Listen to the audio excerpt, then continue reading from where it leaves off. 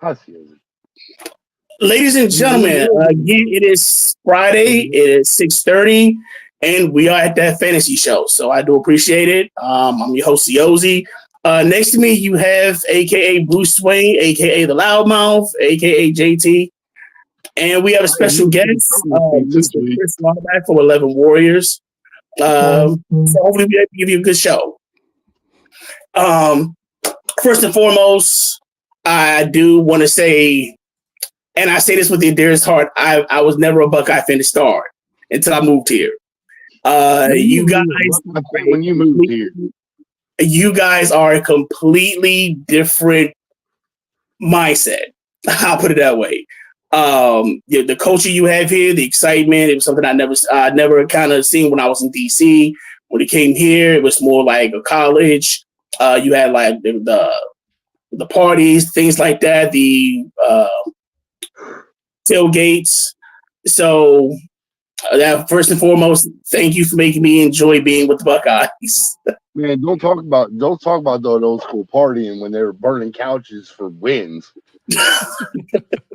That's West Virginia, man. So, Chris, what I did want to talk to you about, one thing was with Ohio State football, it has a huge impact with the NFL. I actually did a few research for myself just to kind of make sure I was ready for it. And I'm not going to lie, I knew you guys were good, but wow, you guys, you set the standards. So this is what I found out. So when I did my research, so I called it the resume. You guys are had the most first round picks with 89. You're sixth with number one draft picks. Third in all time with draft picks of 485. Fourth in the Hall of Fame with Hall of Famers, 11. And second in active players in the NFL. That's amazing. I definitely want to know, as a basically as a fan with OSU, what do you feel is actually the culture Ohio State brings to the NFL from when they started when they're college to when they become pros? Yeah, I think it's one of those kind of things where the snowball can start to roll downhill, right? When you have some proof in the pudding, you bring some guys in, they develop and they get in the league, then that starts to, hey, that's a place I want to go. Because the top tier high school kids, they want to win in college. They want to make money in college now. But what they want to do is make sure that they can get, hopefully that first round status that is going to get you a contract that if you don't blow it on Lamborghinis and whatever else, then you could really probably set yourself up for life. And then if you get to that second contract, well, then you definitely can, right? Then you're talking about potentially generational type stuff. So I think it's one of those things where you got to make sure you got the right coaches. And if you can keep some of those coaches, that's the hard part, right? Kids want to play at a school. They want to compete for championships. They want to have good, facilities and that kind of stuff. But they're looking for pedigree. They're looking for something that says, not just you as a coach telling me I can make it to the NFL, but you tell me that and you can point to all these dudes that played my position that have also, that have gotten to the NFL. So you've seen it with, defensive ends at Ohio State. You've seen it at wide receivers in Ohio State. For a long time, you didn't see it with quarterbacks, right? Because there wasn't that one guy that could kind of break the mold and come in and get to the pros and do well. So It was really hard to sell that, right? Especially when you're running more of a college offense, like when Urban was here, that kind of thing, where you're running, kind of offense that doesn't necessarily, even though the NFL is adopting more of that run style and whatnot, these days more offenses look a little bit more collegiate. They just didn't have anything that they could point to get that snowball rolling downhill. But you get a Haskins, you get a Fields, you get a Stroud, then you start having this thing where it's like, oh, okay, yeah, Ryan Day is a quarterback guru. Oh, okay, yeah, Brian Hartline is not just telling me he can put me in the league as an NFL receiver, but he can point to Chris Olave. He can report to Jackson Smith and Jigba. He can point to all these guys. Larry Johnson at defensive end with Bosa and Chase Young and younger Bosa. Tyquan Lewis has stuck around for a while. Like, when you can point to that, I think that helps. So, I think that's really what it comes down to, is having a great place where people can play, but prove that you can develop them here. I mean, Ohio State's whole recruiting thing, right? They've got that, you ever seen like the developed here with the Ohio silhouette around it? I mean, they're constantly talking about that, right? It's not just about getting the Jimmies and the Joes in the door. It's about showing how you're developing these dudes, because then you really start talking about a football factory. We can churn them in, one after the other. Definitely. Now, I'm not going to lie, me being a Commanders fan, Terry McLaurin has been kind of the guy that I've looked at. And even... Young before him, he hasn't really panned out. Well, I'll probably say, what I really admired about him was his patience. Because as much as you hear about wide receivers being divas and screaming about not getting the ball and things like that, this guy had two. And I actually brought this up on one of the other podcasts for a string, to where you had the Commanders had a offensive guru in the enemy. Now you have an offensive guru in I forgot the guy's name, but I blanked out. But within that, you had a person like Terry McLaurin, who was the actual center, was actually the keystone of the offense, and he wasn't getting the touches. You didn't hear any complaints. You didn't hear him complain. You heard nothing. He still did his job. And now he's, with this coordinator now, it brings it out there. The reason I do say that is because out of the OSU players that you've seen as a fan, who do you think actually brought the biggest impact in the NFL?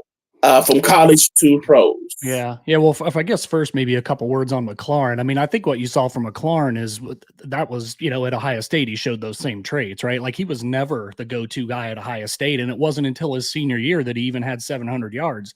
If you look it up, as a sophomore, he barely played. As a junior, he played, but he only had like 400 yards receiving. And that's when Ohio State was, they were throwing it, they could still throw it around the yard. His last year, 35 for 701, averaging 20 yards a catch, had 11 touchdowns. Obviously, that was kind of breakout for him, but he was never like the guy. So he's always been like leader in the locker room, that kind of thing. And I mean, hell, was he named a captain as a rookie for the Commanders? If not, it was the second year, right? Because I mean, first year was Haskins. Yeah. Haskins was the captain the first year, and then the second year was McLaurin. Yeah, so I mean, he's done some pretty amazing things, and you just think about the head on his shoulders and being someone that can be a cornerstone of be a face of your franchise kind of guy, and do it at a position that's normally associated with being a diva. As far as like that guy that I mean, who do you think it is? Who do you think's the Buckeye that is? I'm not sure exactly what your question was. Is like maybe the face of Ohio State success in the NFL. Like, I mean, you'd have to go back. It's Chris Carter is who it probably is. I was about to say, I would probably say Chris Carter will probably be if you look up Buckeye the thing, you'll see Chris Carter like. No, I think it's him, right? Randy Gradishar just got in the Hall of Fame. There's been some of those guys, but that's a little bit more, more old school. I mean, Carter McLaurin's getting right up there. You can almost point to the whole Saints ordeal. Like it is legitimately Buckeye South. If you go down instead of calling the New Orleans Saints, they didn't even call the New Orleans Buckeyes. But wide receiver and corner, they had lots of guys still have plenty with Lattimore and Olave and those guys. And Chase Young is with that lineup too now. Yeah. But I think Chris Carter is the guy you point to answer your question. But I think that was also in a period where not as many Buckeyes were. I mean, there are a lot more Buckeyes in the league now. Like, would you say 55 or 60 guys on active rosters right now? Back in the 80s, when late 80s when Carter was coming up, it wasn't the same kind of thing. That was like the dregs of the John Cooper era, where he famously was saying when he got here they had too many slow white guys, right? Like there wasn't a lot of talent on Ohio State's roster when he got here, and then he changed that around and really started recruiting, even though he still couldn't get over the hump and beat Michigan and would love to use bowl games after losing to Michigan. Those rosters were sick. I mean, they had NFL dudes on them, and that's when it kind of started, and Tressel built on it, and here we are today. But I think Chris Carter's the Mount Rushmore of Buckeye success in the NFL. And didn't do half bad in Tennessee. Orlando Pace was really good, both Hall of Famers. Mm-hmm. Yeah, Pace is another guy for sure. Yep. Right. But I mean, the worst part is like most Buckeyes, like even if they don't even make it to the NFL, like if they do good in their time here, like all they got to do is come back here, and they will have a good life, right? Like they don't have to pay for anything anywhere, and they got a job off jump. Mm-hmm. Like that's all you got to do is be good for the Buckeyes. And once your time's done, like you can just come back here, to Columbus, Ohio, in their respective areas, and you will have a good life regardless. Oh yeah, yeah. There's no doubt about that. That's another selling point to get you here in the first place, right? Is that the local businesses rally around the program. They're going to employ you afterward if you keep your head on straight and get your degree and have so much help. It's like really hard to not get your degree if you stay here that whole time. But if you're successful and come back, even you're going to have opportunities in this town if you're not a knucklehead. You are correct, sir. Now, another thing I do, especially with, like I said, when I read on the resume, can we say with all OSU's achievements that you feel as though pretty much OSU is a powerhouse? Like you said, so if you had to build a Mount Rushmore of schools that are pretty much basically okay, yeah, this is NFL caliber. If you're going to this school, if you're with the school, you're pretty much NFL caliber. So would you look at Ohio State as one of the Mount Rushmores of college for football? Like if you could, what will be the 4 schools that you see as though as Mount Rushmore? Because we all know Ohio State's going to be number 1.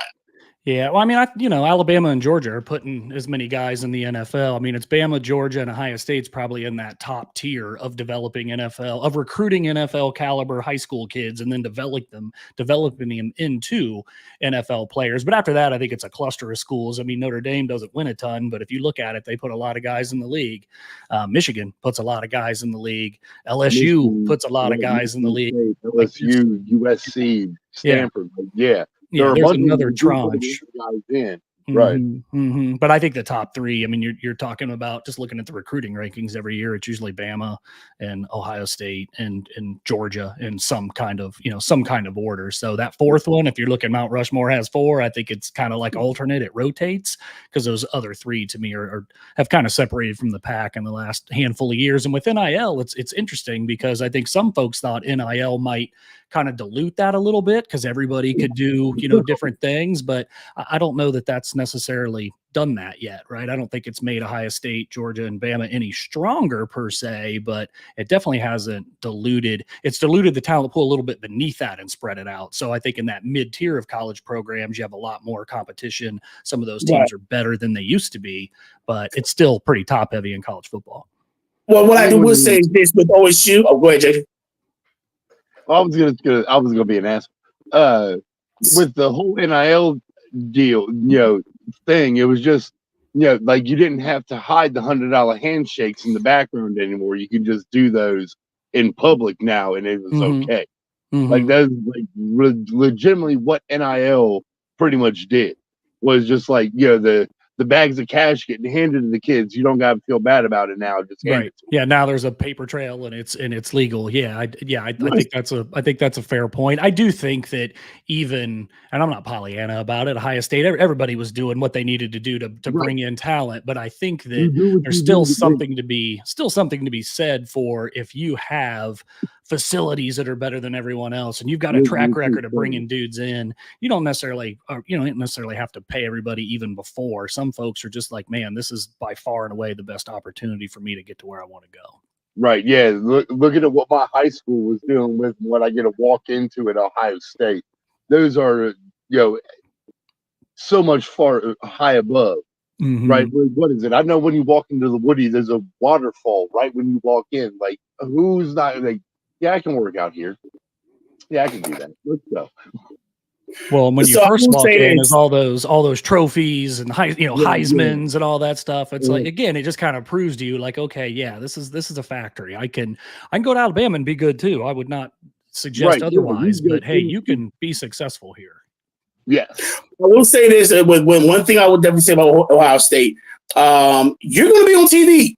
Like, that's the one thing I'll probably put. If anybody can say anything, is to say, well, look, we're pretty much televised. So if we got a major game with a major team, we're on it. So I remember that used to be the biggest thing. Like, hey, you can see me on TV. Now it's hey, you can be on TV. On top of that, we'll give you a dealership with a car. We're doing endorsements here. We'll give you endorsements there. It cracked me up. I went to the corner store and I seen Marvin Harrison on a bag of bag of what's it called? Grippos. I'm like, man, I got one out in the pantry right now. Well, It's like, the TV man. thing, the TV thing. I mean, these days with Peacock and ESPN Plus and what, like everybody's on TV. I think what Ohio State can say is that not only are we on TV, but there are more eyeballs on our games than there is pretty much anybody else. Like, because there's people have an opinion on Ohio State. You're either an Ohio State fan or you don't like Ohio State, but nobody's just kind of like, Ohio State, I'm not really paying attention. Like they're either hate or love, and that generates eyeballs, right? With the largest alumni base that's out there. I mean, you look at the ratings on, there's different accounts on Twitter that I'll look at. And when you look at like the TV ratings every week, like Ohio State, whatever, I don't care if they're playing Marshall. It's a top 3, ratings type game because of just the Ohio State following, either as fans or hoping they lose or hate watching them. Like I watch Michigan every week, even if I DVR it because I'm keeping an eye on them because I hate them, right? Like it still draws the interest, it draws you keep your friends close and your enemies even closer. Yeah, absolutely. I don't know if I'll go as far as DVR and in Old Blue. Like I can't do that. Yeah, I got to do it when they both play at the same time. Different start times that I can just watch it, but if they both play at noon or whatever, I've got to DVR it and at least catch a little bit of it. I'm pretty sure like if they put Ohio State like in like playing a game in Japan, like where the like live time, like it's like 3:30 in the morning, like we'd still draw one of the biggest numbers of that weekend going through. Even if it's at 3:30 in the morning, we'll get up and watch the game, and then everybody else will be like, "Man, I don't want to watch this, but like, I hope they lose, and they're going to watch anyway." Yeah, like, you're not waking up for Rutgers, but you'll wake up for Ohio State, play a big game. Yeah, right. Like I know tonight, Ohio State plays like at 3:30 tomorrow. Now, Chris, I got a question. No, you don't do fantasy. Mm-hmm. But we had some. This is more of an OSU version of it. Me and JT had a little argument before it because of who I picked. So let's get into right now. We're gonna give you the choice. So if you could build an NFL team,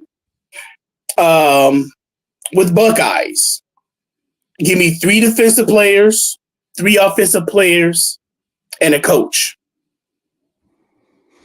So 3 offensive play. I don't know how the scoring works in the NFL. So am I picking 1 quarterback and 2 receivers, or what should I be picking? It doesn't matter. Whoever you want on offense, whoever you want on defense, past, present, or future. I'm sorry, past or present. Yeah, we can't go into the future. Yeah, we got to do that. I was thinking about the current. I was thinking about the current roster. I'll put Jeremiah Smith on there, maybe. Yeah. For the future. Yeah. Again, not knowing how the scoring system works, I guess I would just say this. If I was taking an Ohio State quarterback, I would take Stroud. I think just as a pure passer, one of the most accurate passer I've ever seen play at Ohio State. Again, I don't know how everything he does and the offense he plays transfers to points in fantasy. But if I'm just talking about who I think the best quarterback is, I would be picking Stroud. At receiver, if you're talking past, I mean, we already said Chris Carter. I feel like you have to have Chris Carter on your team. Ted Ginn was a pro for a long time. I don't know. I'm big on. I like Garrett Wilson. We'll see what he does. I mean, he's played with some shitty quarterbacks until now, and we'll see if Rodgers can stay upright or whatever. But I think Garrett Wilson is a talent. Just needs to be in the right offense to be electric.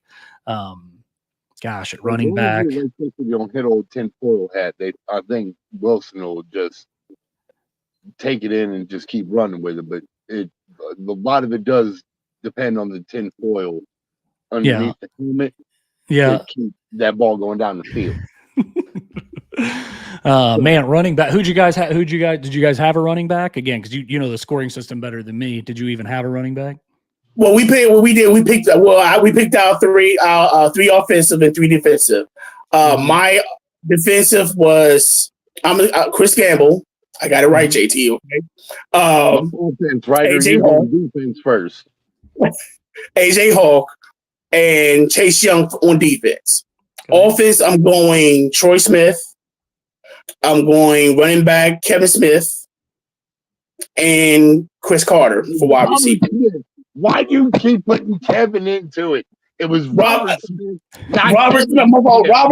Robert Smith. God. I knew who you meant. He gets passionate.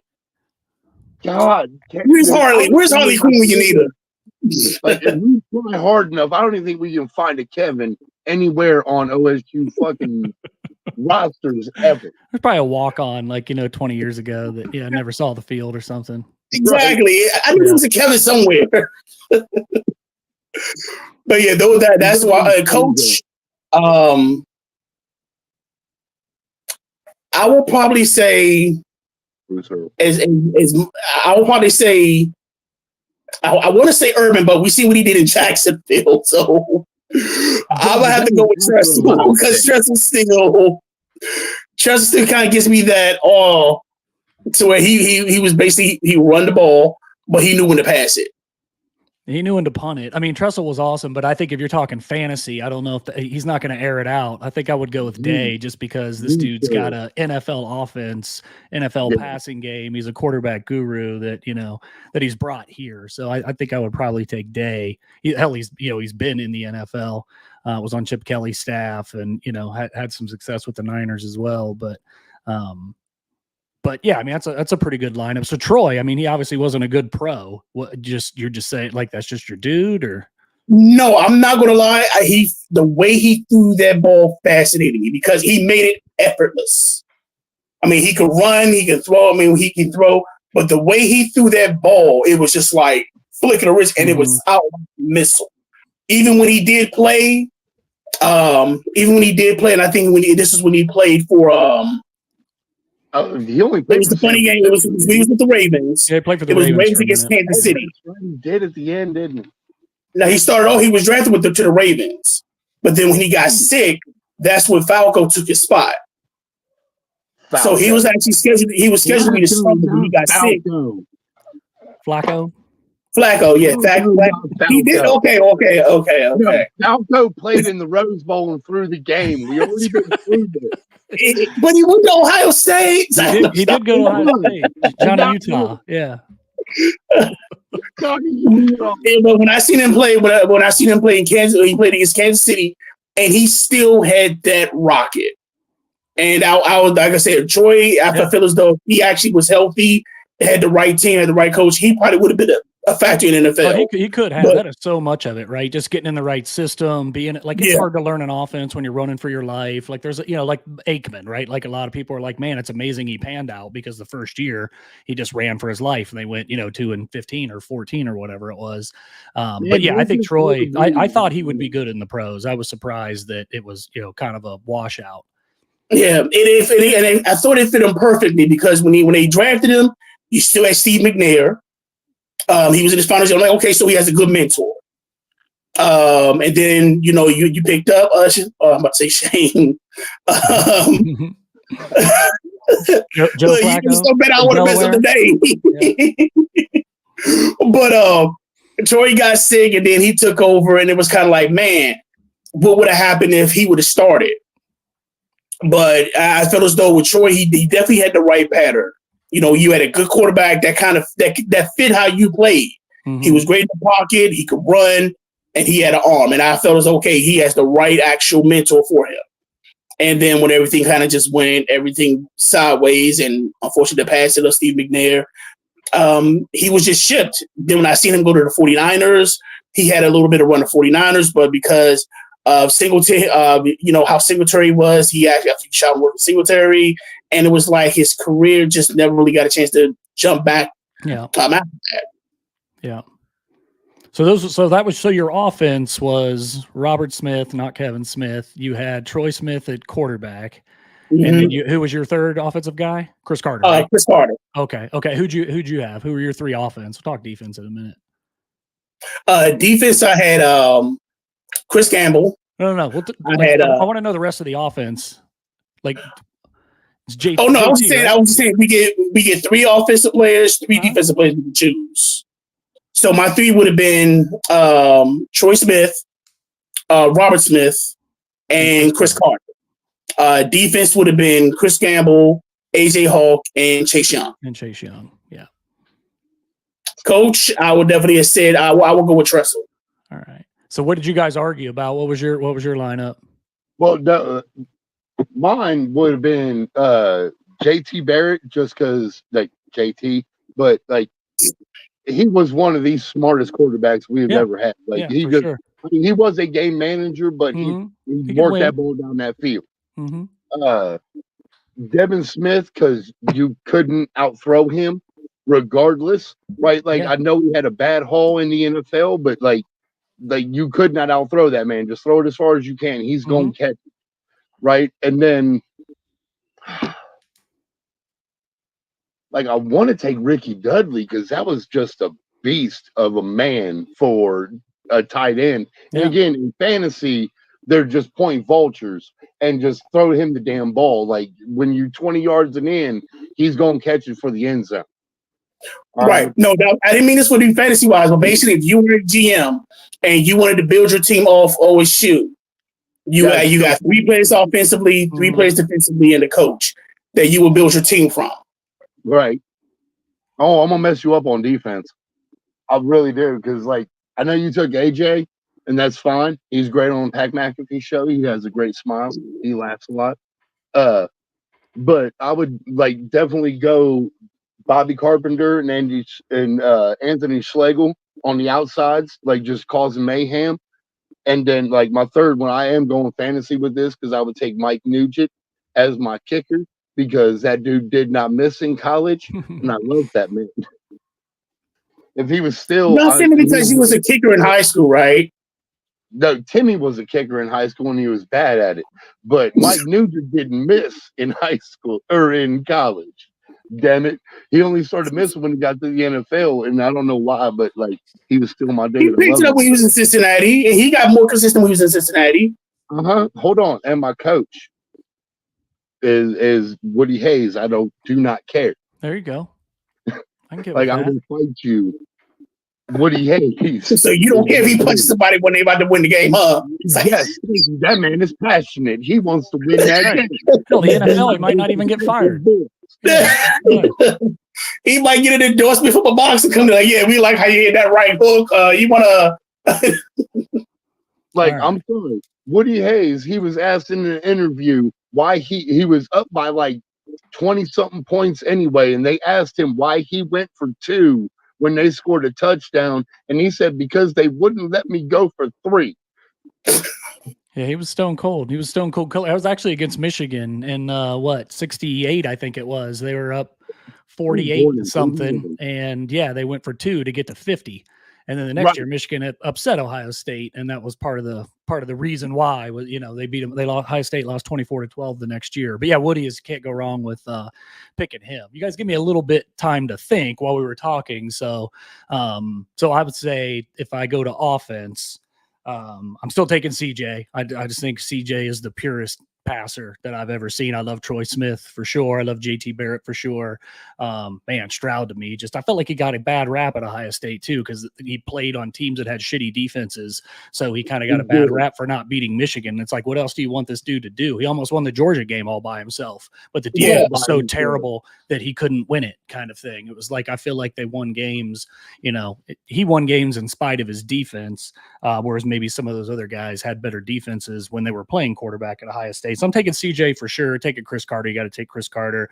And Ted Ginn was always a guy for me. I'm probably a little older than you guys, and Ted Ginn was just a beast when he was here. He would have won that championship if they wouldn't have piled on him. Yeah. It was not a good start to that game, right? You're happy and then you're sad. Like, You're like, yes, no. It was Roy Hall, fellow wide receiver, that rolled up on him and celebrating in the end zone. I will say, though, as much as I hate to say it, I don't know if that play changed whether or not Ohio State was going to win or lose, because I still feel like, Troy Smith and those guys spent a little bit too much time on the banquet circuit.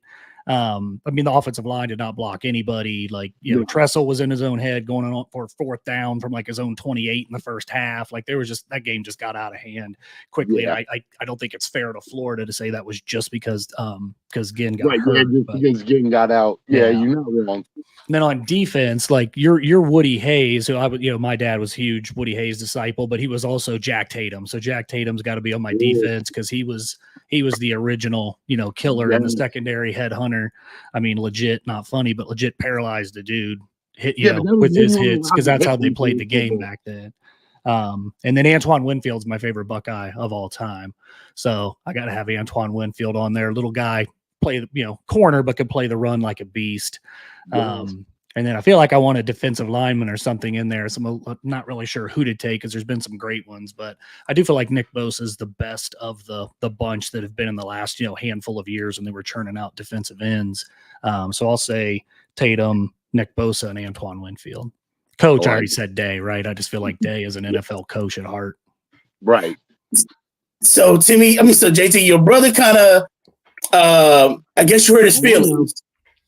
Because he said nobody over George.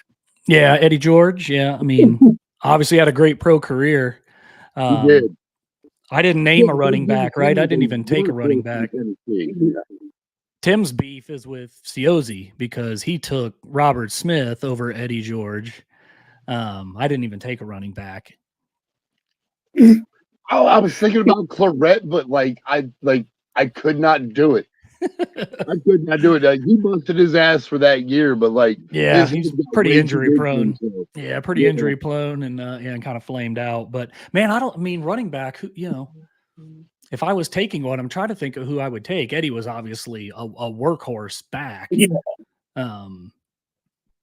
It's hard to not take him.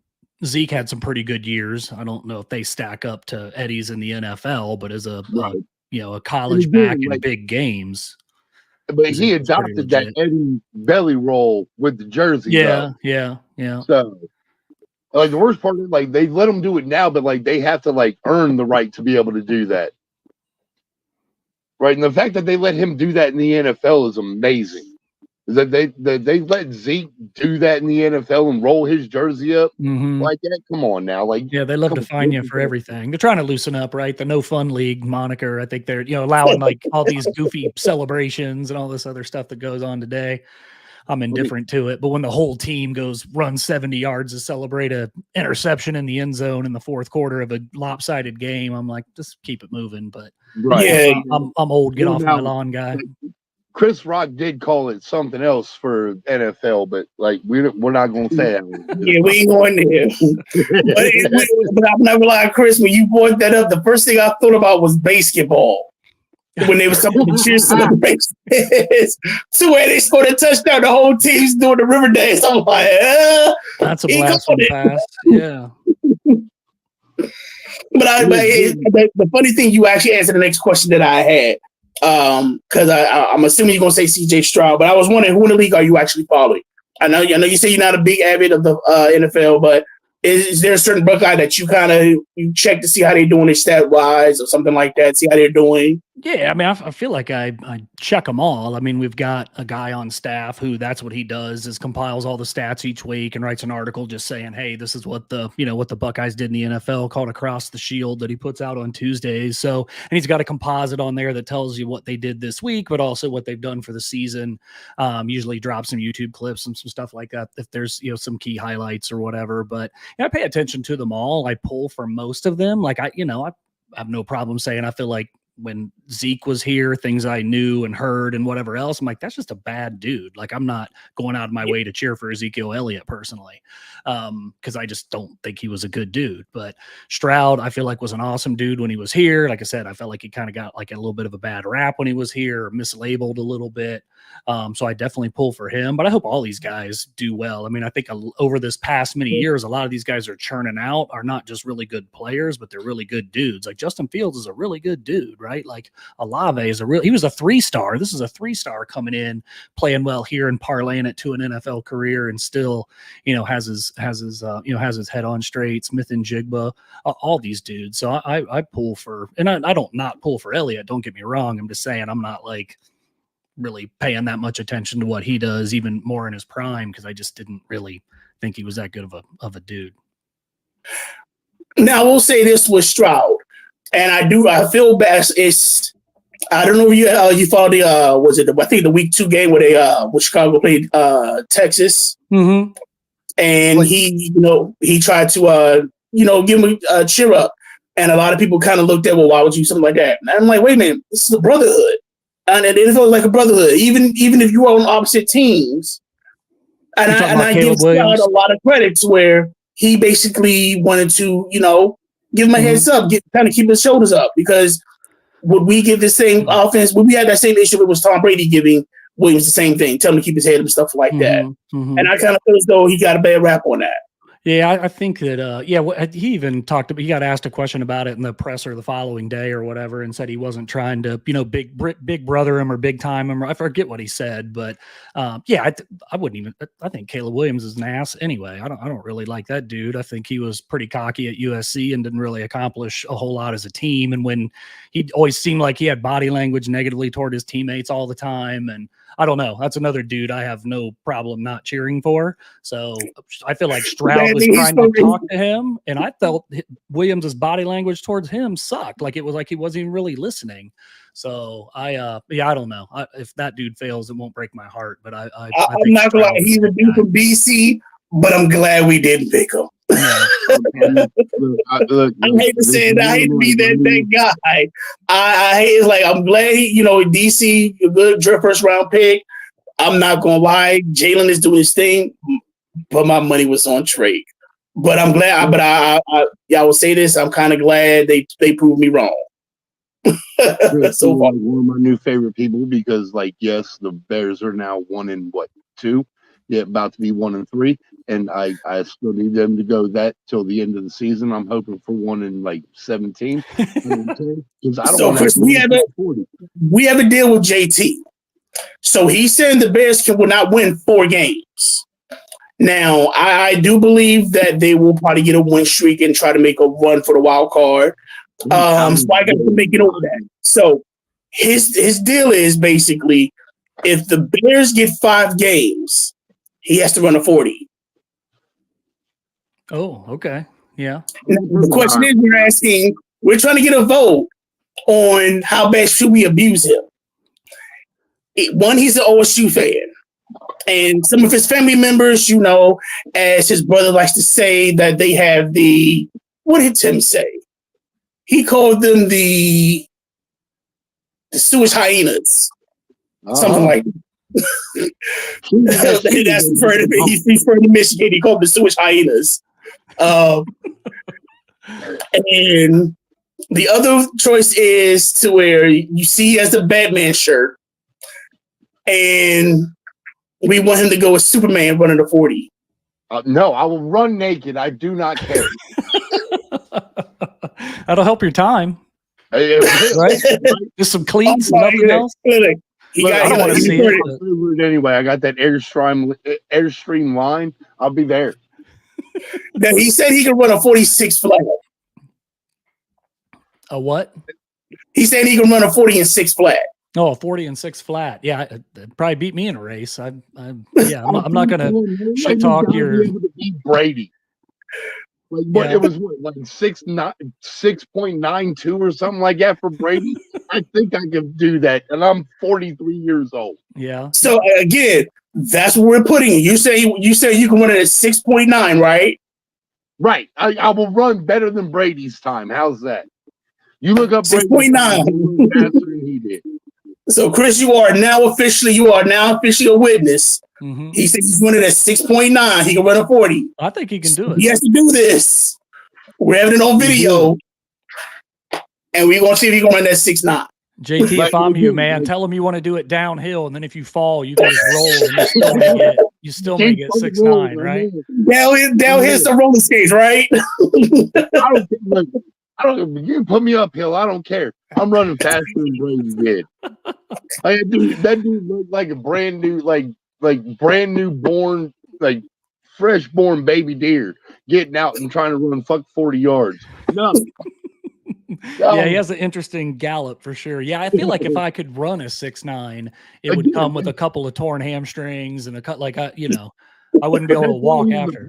Quarterback because he knew he couldn't run, so he stayed right there in that pocket. Yeah, just maneuvered in the pocket and threw darts. Yeah, for sure.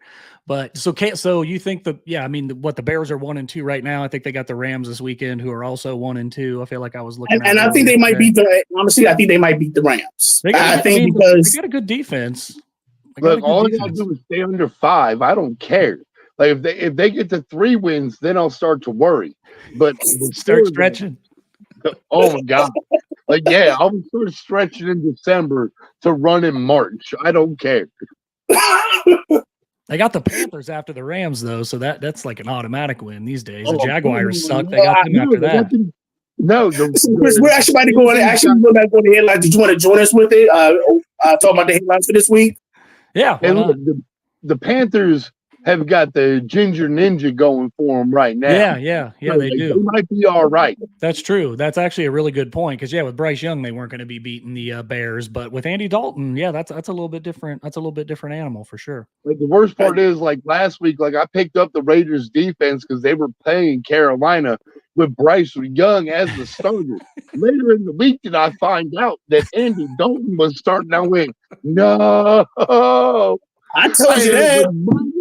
I ended up with -4. I don't care. I still won. That's fine. But I ended up with -4 from the Raiders defense because those dudes played against Andy Dalton and he ran that ass.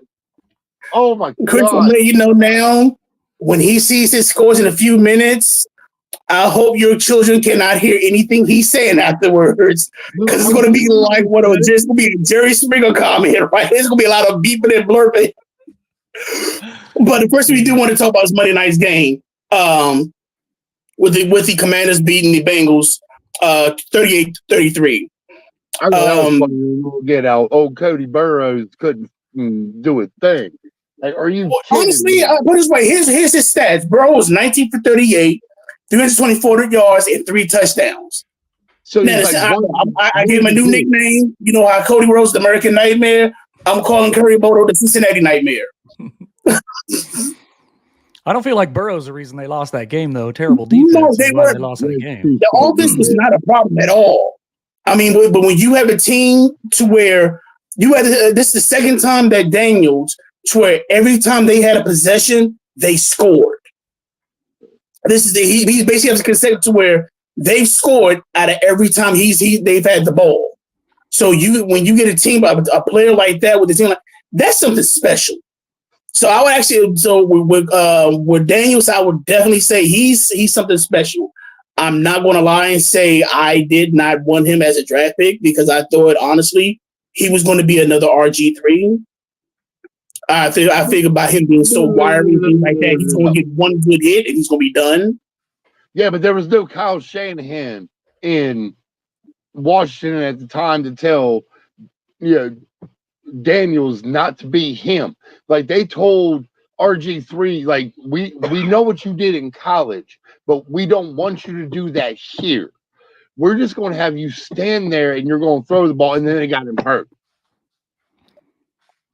But as watching him play, and watching Daniels play, I have to admit, I admired how he took control of it. You know, he was comfortable in there. And they said, I guess because he took a lot of snaps. Yeah, I think he had over 55 starts in college before he even came to the pros.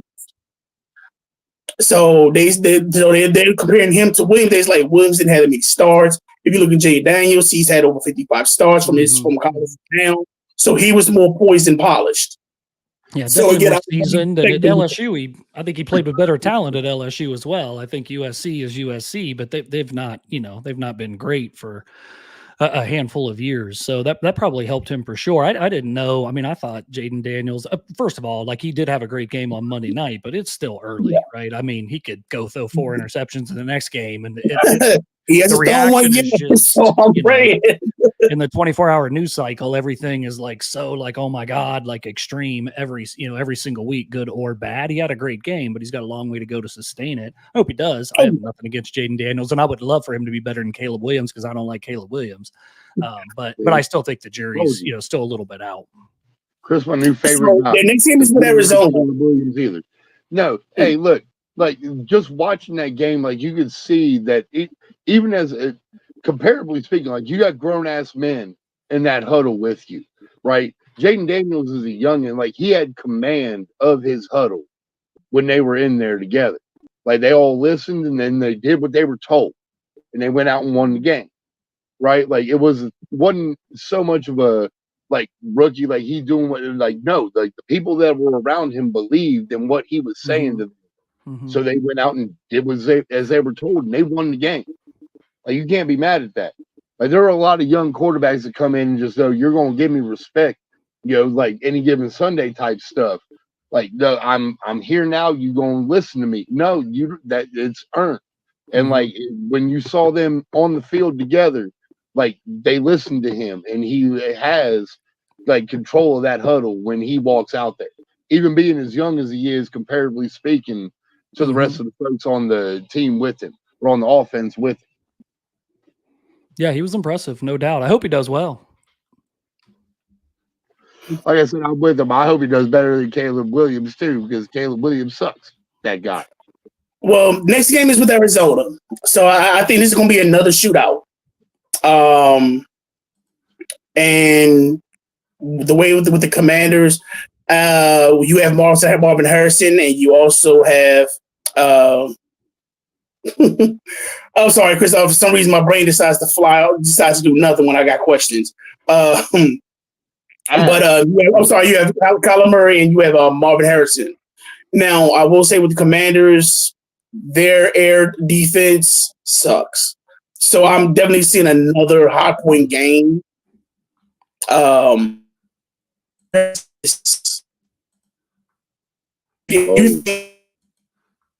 Chris, I think we lose the Ciozi. Yeah. That little box is about to disappear. Oh, no. Oh, that's so got dial up. I'm kind of with you. No, he just says he's using Wi-Fi. I told you need a direct connection from the router upstairs to the laptop downstairs. Like, you need a direct connection. I understand it's like 200 feet, but you need that so that this don't happen. He was swinging with my father. I'm like, my father's in DC. And then the other one is, I can see if your dad was telling me this. Where is that? But my thing is this: especially next week, they're playing another team like the Bengals, which is the Cardinals. You have Kyler Murray, you have Marvin Harrison, and this is going to be the third week in a row that they faced another. I want to call him elite. I know he's not there yet, but he's close to being one of the superstar wide receivers if Kyler Murray figures out how to use it. And I think the scary thing is that I think Sunday when he plays, because of the actual air defense we don't have, I think Marvin Harris is going to have another field day. Kyler Murray is going to be another shootout. God, I hope so, because he's one of my starters. Yeah, it's interesting we'll see how Marvin pans out. I think that you feel like on paper going out there with Murray is a good fit because they're going to sling it around a little bit and they're going to be behind a fair share of games where they do need to throw. But yeah, it was weird. I think in that game that he was like 4 for 130 or something like that a couple weeks ago. After the first game, he really didn't do anything, right? I feel like he had 4 other targets in that game, but no other catches. So all of his production was in the first quarter. I know last week I think he had a touchdown again. I know he was like 5 for 64 or something like that. Yeah. I was looking today. I mean, he's 4th in the league in yards per catch at like 19.8 or something, with people that have had enough catches to qualify or whatever. I think Marvin, I mean, he was a tactician here and he was a workhorse, right? I mean, that dude was always he was always watching film and he was always catching from the jugs machine. So I have to believe he's going to continue to improve out there. It'll just be a matter of if him and Kyler can get on the same page and stay on the same page. And I honestly have no idea because I don't watch enough NFL. Do they have who else do they have at receiver? They have other guys that you got to pay attention to, so you can't just load up on Marvin if he starts to have some consistent success. Well, you do have other players. I mean, they're not. You have Dortch. Then you also have Connor running the ball. And then you have, I think McBride's hurt, isn't he? Trey McBride? Sure. I think Trey McBride is the only one that's hurt. That was the person that they replaced Zach Ertz for. He was now that there are 3 of us here, and like probably one of us watches NFL games. So I will probably say he does have weapons. But I do feel as though, again, due to our defense, that he's going to get open, and just like Jamar Chase got open, he had a big game. Napier had a big game against us, if you're a wide receiver, you're pretty much it's the same where you can say, I might just end up having a good game. Yeah. Look, my concern with Marvin every week is that, because I think I messed this up when we were talking with Lady A and Two-Pick before, right? Like, I know Caleb Williams is a lot bigger than I thought he was. He is. He's like 6'5" or something like that. But like Murray's like a little dude. Again, he was drafted in the major leagues. Like he was supposed to play shortstop for a couple of fucking teams, but he became an NFL quarterback. Like he's little behind his big ass offensive line. Like he can't see Marvin. He just throwing to his spot over like the third guy. Like, all right, there's the helmet of the third guy in the line. I throw it over that spot. That's where he's at. Like that's where the way he's playing the game. But Drew Brees did it for years, so he should be all right. You think he'd be a little better because he's younger, but he's not. But also look how we had to do with look how we did the first game with Baker Mayfield. Baker is kind of what I want to say. I don't know if him Murray are the same height, but kind of that same concept where you're looking over. You're on they're pretty much on their tippy toes when they got to throw the ball. Right. Well, but Murray does have that ability to side. Like he's got that like Patrick Mahomes ability to him because he's got that like baseball thing. He knows how to sidearm the ball. Like he can do that, but he's got to be able to get outside to be able to do that. And I don't know if the line for Arizona will hold up long enough for him to be able to do something of that nature. Right. I will say this. I think that Murray, he's kind of been up and down. There's questions about his work ethic and those kinds of things that popped up over the last couple of years, right? Like he's got to have it in his contract. He can't play video games because he's got to watch, there's like memes and stuff about that. But I do think he'll be dialed in this week because isn't Cliff Kingsbury? I mean, he's on the commander staff, right? I mean, that's his old head coach, that's the OC. So I'm thinking that, Kyler's going to be pretty dialed into play this week. Now, regarding Cincinnati, next game is against Carolina. Do you think they're going to rebound from an 0-3 start, especially since you're playing since this is pretty much a revenge game for Andy Dalton?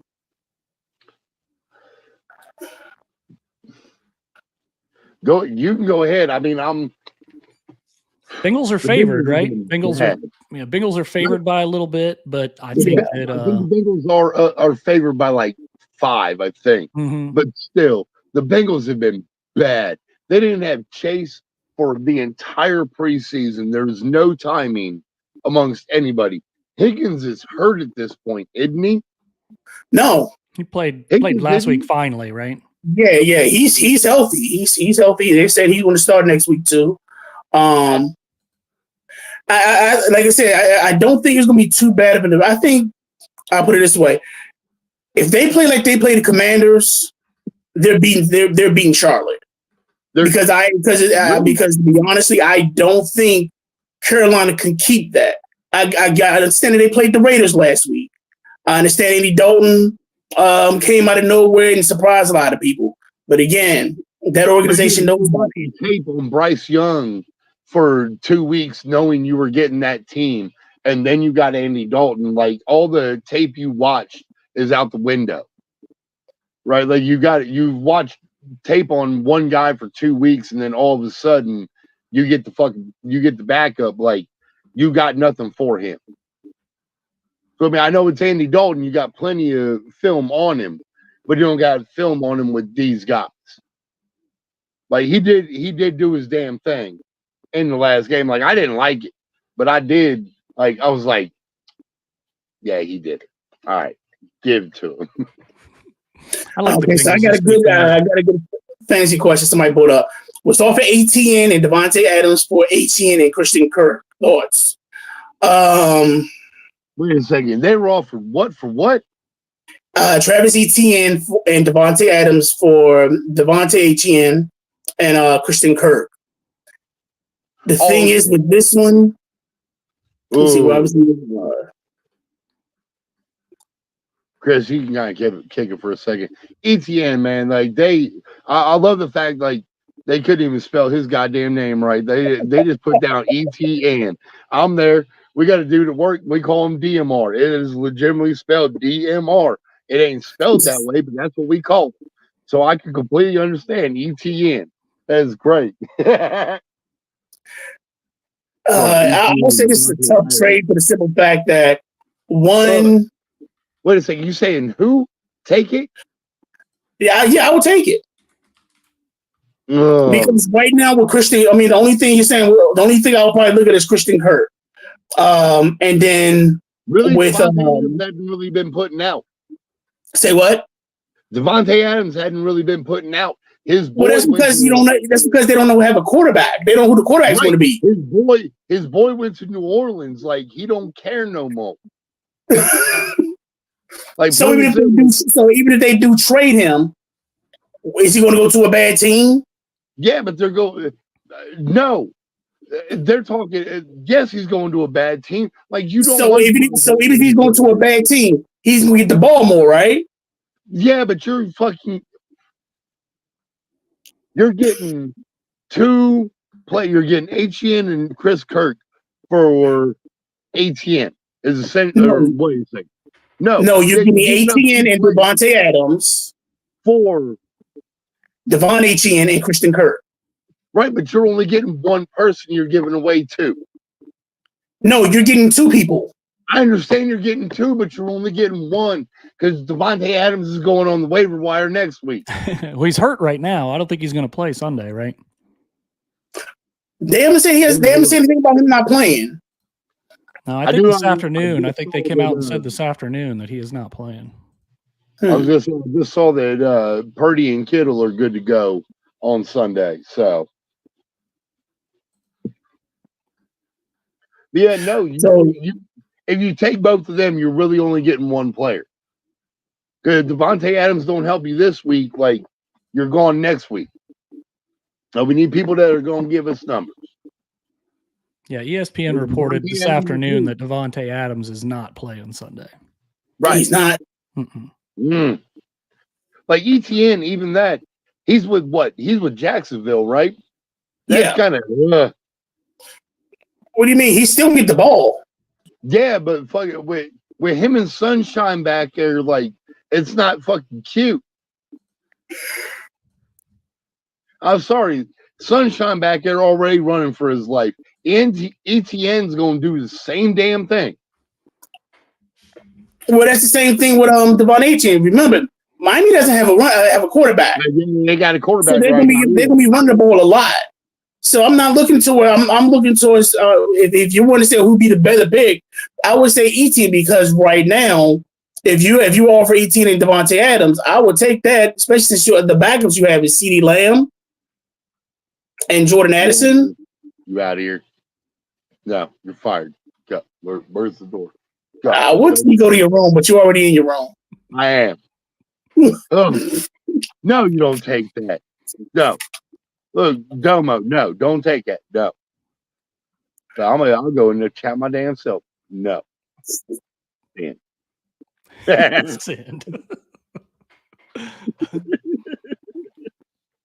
Like, don't press in. That was just next one. So here's the next game we was talking about. Like I said, the Bears are still struggling. Colts pulled off the win 16-21. Now, I will say this. Williams is they're throwing the ball to him more. They're starting to throw the ball more. That's all that is. You just want to argue. That's it. No, the Bears are going to lose again next week. Plain and simple. I got them beating the Rams. No, you don't. Think they beat the Rams. No, you don't. Yes, I do. You say they beating the Rams, but you lie. I got the Bears beating the Rams. I think I'm not saying Williams going to have a blowout game, but the Bears do have a decent defense. I think they're going to put the ball in Swift's hands a little bit more. You do, like I said, even once they do that, I think they're going to work the play action a lot to where you do have Swift to catch it on the side. You still got DJ Moore, and you still have Roma Doomsday, and Doomsday is starting to step up a little bit more with his throws. Keenan Allen's supposed to be back too, I think. Okay, yeah. Yeah, but Caleb Williams sucks as a person and as a football player. So Yeah, I'm taking the Rams too, man. I'm taking the Rams +3 if I'm betting on that one. So I'm on the Long Island by myself. So I'm on the Long Island by myself. So I'll take that. No, But this is with you. I'm just saying he's supposed to be on my side. Screw the Bears. They suck. They gonna win in maybe one more game the rest of the season. If it's this one, then they get to go 2-16. Okay, good. So here's my question: what's with the Rams? I mean, not the Rams. What's with the Colts or Richardson? Now I get into where he's had his he had shoulder surgery. Oh, did he really? Mm-hmm. Like, I'm no, I'm talking about from last year. He had shoulder surgery from last year. So he really didn't play a lot. Man, like that would suck. Like you had a hard so I'm just saying, is it just rust, or are we now seeing the real Anthony Richardson? Because when he was drafted, he was a phenomenal. He was a phenomenal. He was this. He was that. He sucked in college. He was just he had all the measurables. He was tall and could throw it far and was strong and fast, but he wasn't accurate, right? I mean, he was a project. Marcus Russell. Yeah. without the scissor, right? Yeah.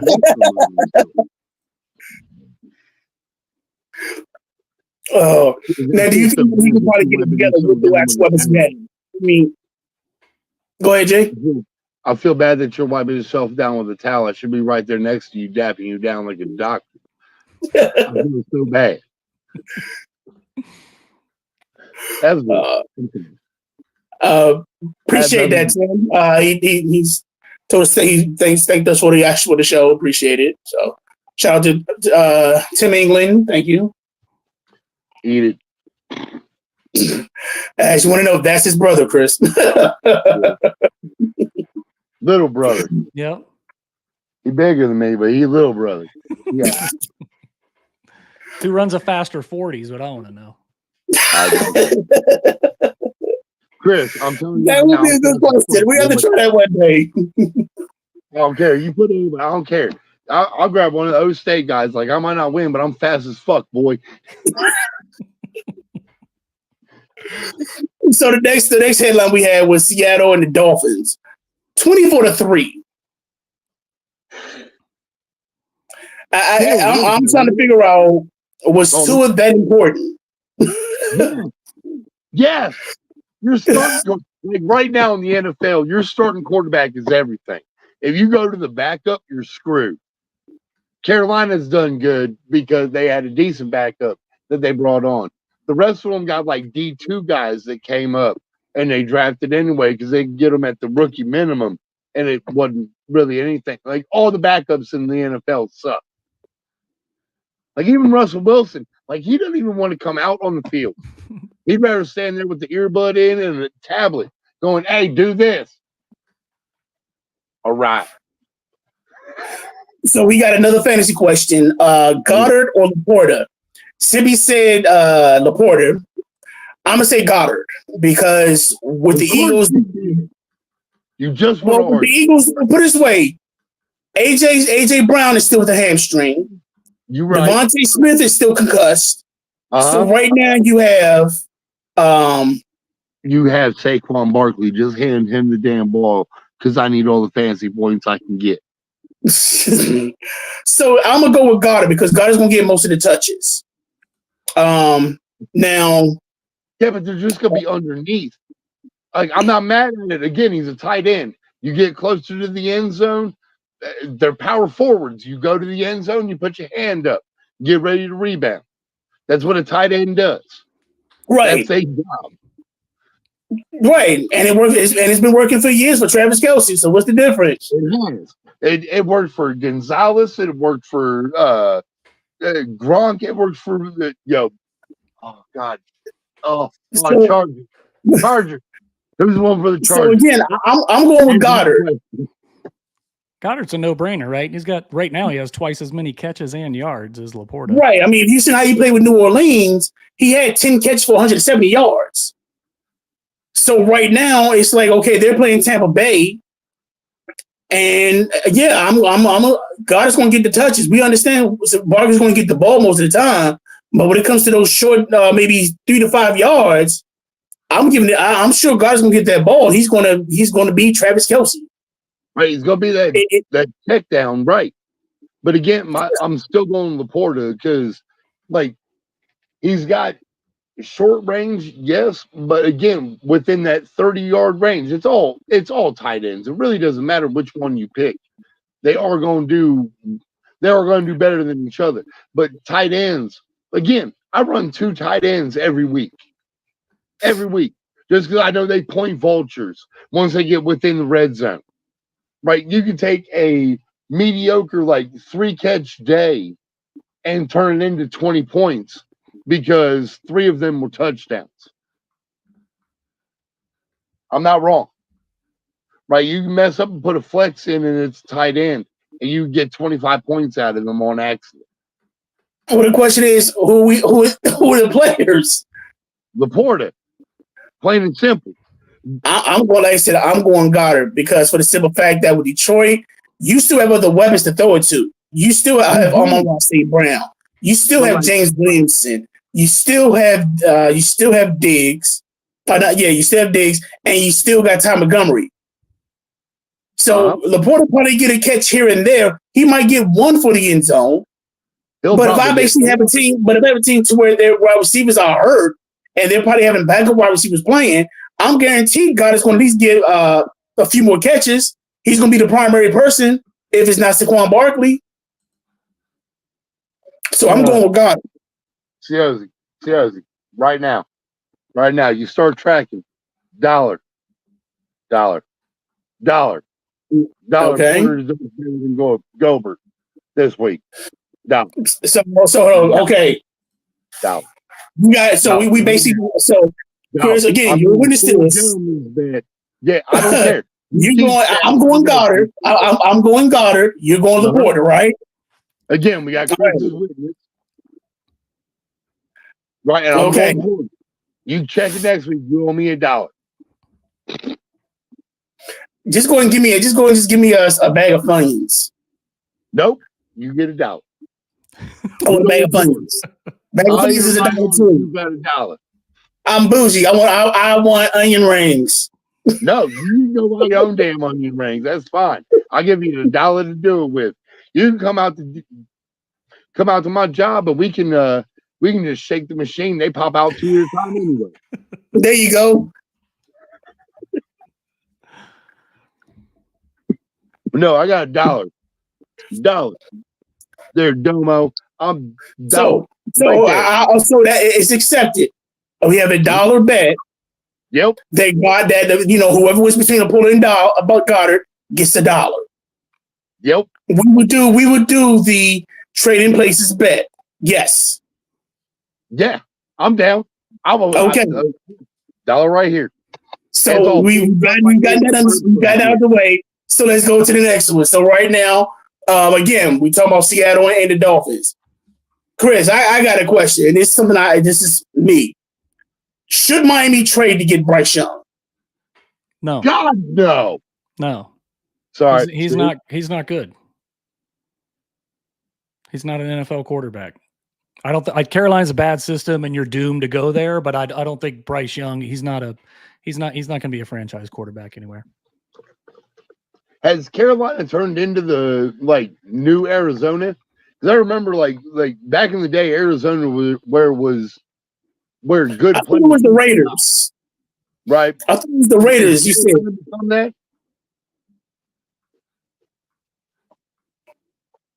What do you say? I remember again back in the day, Arizona was where good players went to die. Right? I thought that was the Raiders. But is Carolina turning into that? They're going right now with management, yeah. Right, with the way the management's running, they're just going to buy somebody at the end of their career to come in and just finish their career there. Is that the way Carolina's going? Well, I want to say yes and no because you still have pieces. I mean, you picked up some good draft picks.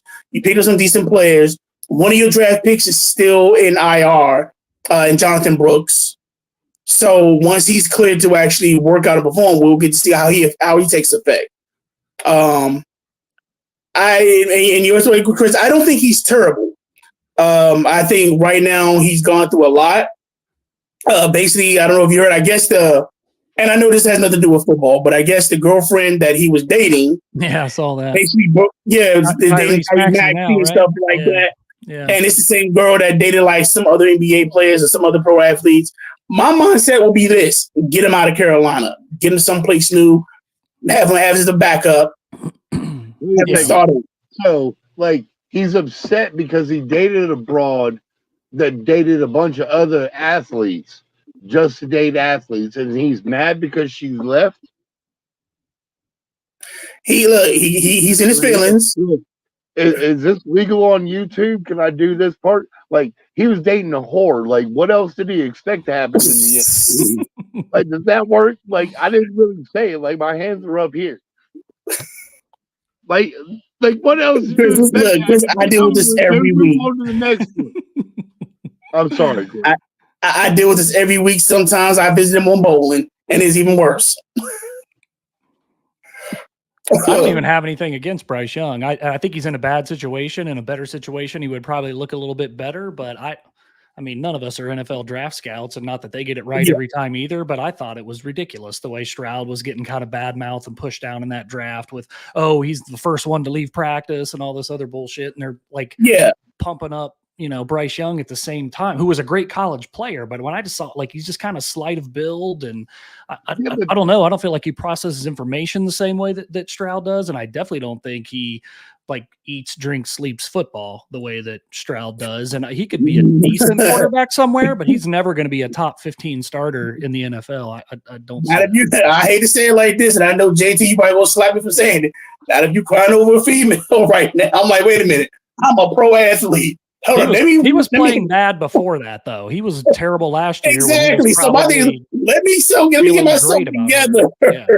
Let me get my head right so I can better off much more chicks I'm going to get. He wasn't even a good quarterback in Alabama. Alabama, like, his receivers made up for his. He was a good quarterback. He was a good college quarterback, man. Come on. Good college quarterback, but it was because he had good wide receivers to catch his crap fucking ball. Right. So you mean to tell me in Miami he's not going to have that? He's all in Carolina? Are we talking Tua? No. I'm saying if Miami made the trade to pick up Bryce Young, because you got to think, you got Tyreek Hill on one end, Jalen Waddle on the other end, Janu Smith as my tight end, and I actually have a running game. Right. Again, you put a decent quarterback in a good system, they're going to be all right. Right. Good. Oh my God. Timmy said we can say that about Sam Darnold.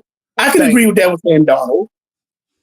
I wasn't gonna say that. I was gonna say Brady, but like and again, I had to look at the chat to make sure Timmy wasn't here, so I didn't catch that ass kissing thing. But he's a crap quarterback. Like, good quarterbacks make regular players good, right? Bryce Young needs better players on the outside of him for him to be good. I agree to that to a certain extent. And the reason I say that is because I get it to where you have the diamonds in the rough, the Peyton Mannings, the Tom Brady's. Tom Brady was. But even then, you had the quarterbacks. Like Brady was. Then you still have quarterbacks where, as long as if they have a good surrounding, they can get better. My stomach hurts. Why you make me say stuff like that? Because we're talking football. Yeah, but it's fucking like, you make me talk good about a dude that went to Michigan and it hurts. And the insides just don't feel good. Fucking hell. So, I'm gonna have to go take like a rape shower after this, man. Like, what the hell? I just put it on so hot that I can't feel it no more. I can't believe I said something good about Brady again. I had to say something good about Dallas. How do you think I felt? You all right. You wishy-washy anyway. Either you a Commanders fan. Let's get that straight. I have never in my life ever rooted for the Cowboys. Now, Chris, you know this as well as I do. Does he not root for the Washington Commanders and the Eagles? I don't know. I honestly don't know. Really? No, he roots for both of them, dude. Like, no, you can't like be mad when like the rival of like two of your teams. Like, you only have one team, guy. That's Now what that it I is. agree with. I don't. See, I mean, again, Ohio State. That's the only one I root for. That's why I don't give a damn when it gets to the NFL. That don't say Usher. That says Batman. Look, look. I'll go full LeBron. Look, there's scarlet, there's red, but then there's gray on top of that, right? So it's that's all I root for. I don't give a damn after that. Right? Once I get to the NFL, I don't care what team they played for. Get points for my fantasy team. All right, that's the way that works. Well, at this point, most times than not, I just want to see a good game. I don't care who wins. Okay. So right now, so with the lineup, let me see. Right. Who did you have? So basically, you're going with your regular lineup, right? Yeah. Every week, I will just send you my fantasy lineup, and that's who I'm going with. For the way I did make a change, I think. I put Jackson Smith in this week. You did. So, Chris, what we do now, we're through the lineup for the week. So, me, I do research with it. JT's lazy. He takes his fantasy football team he got on ESPN and he just puts it up there. So, his lineup is he has Josh Allen, Saquon Barkley, J.K. Dobbins, Marvin Harrison, Jackson Smith and Jigma. That's three damn bucks. Dalton Kincaid. You have Kelsey as a flex. I do. And Kincaid is my flex.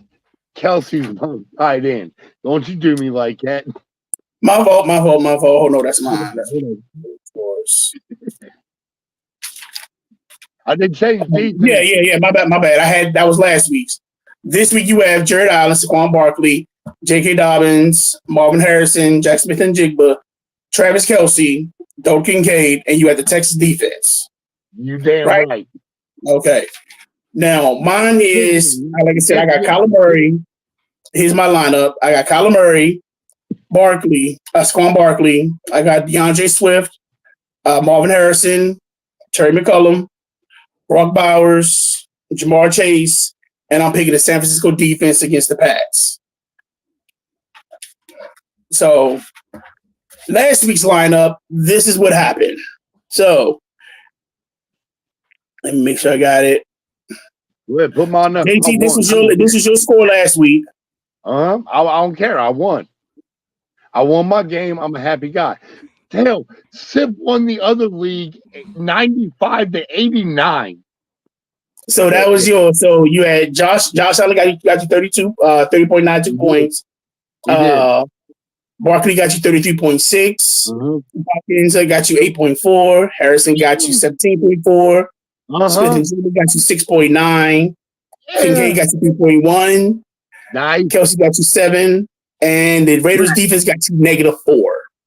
Assholes. Son of bitches. I didn't know they were playing against Andy Dalton. So this was mine. So I had Burrow, Henry, Bijan Robinson, Jamar Chase, Devontae Adams, Kyle Pitts. I also had Kelsey, and I picked the Browns defense. Damn, why would you pick the Browns defense? Because they didn't give me -4. They just gave me 6 points.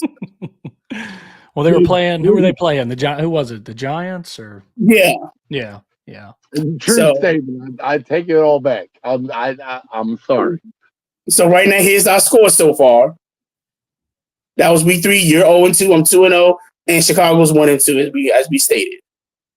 Shit. 1-2. Yes. Come on. 2-16. So right now, like I said, that's the fantasy gold. I'm sorry I made that a bit too small.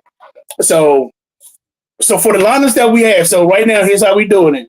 So this is set up. You've now stated that you'll be running a 6.9 in the 40. Yes. You also said that you said Laporta's going to outplay Goddard, going to outscore Goddard. Hold down. I got the strip club dollar too, because it's already folded in half. Is it Maryland's? No, I did not give it to it. So again, so we going by that for this week. So I think we actually covered everything today. Chris, I hope you had a good time with us. I hope you want to do this again. Yeah. Appreciate it. Like I said, we're here to have fun, talk sports, and just try to get people set up for fantasy. The people that did go for fantasy, I do apologize. We did try to get you the best advice we can. If you lose, you can't sue us. I'm all right. Sue me. I ain't got nothing anyway. So before I go, I definitely want to give a shout out to again Chris from 11 Warriors. Definitely check the website. If you are an OSU fan, definitely they are the best when it comes to reporting anything OSU. Also want to give a shout out to First String Podcast. If you're into sports for all home teams, they're available at on Tuesdays and Saturdays at 8:30. That's more the for your Commander fans and just people that's out there watching. I appreciate y'all. I appreciate you listening, letting us get out ramble on and enjoy our Friday nights. So again, other than that, y'all enjoy y'all weekends. Peace.